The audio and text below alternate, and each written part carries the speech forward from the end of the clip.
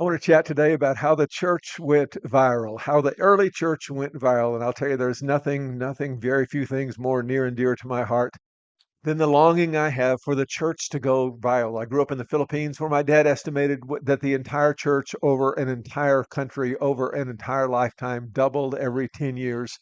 And I remember the distinct feeling when I came home from the Philippines, this feeling that the church here in America is just a little bit sleepy. And having this longing in my heart, this prayer in my heart that the church in our country would turn around. And the good news is there are signs of that today.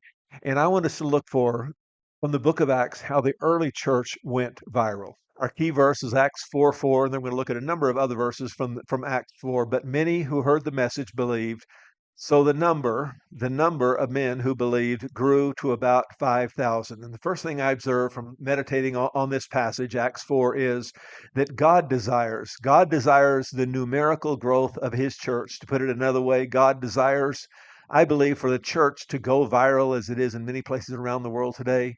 We could say that the story of the book of Acts is a story of the church going viral. But the way we're going to put it today is God desires the numerical growth of his church. God desires the numerical growth of your church and mine. And I've probably heard people say, as you probably have, that God doesn't care about numerical growth. He only cares about spiritual growth. He only cares about us getting godly and becoming people of prayer and becoming people of holiness. And I do think he wants us to become people of prayer and holiness, but he wants us not only to be better Christians, he wants there to be more Christians. I think it ought to be the hunger and the desire and the passion of every Christian that the church would grow and grow rapidly as it did in the early church. And I'd like for us to look at a riff of verses about what the book of Acts says about the growth of the early church.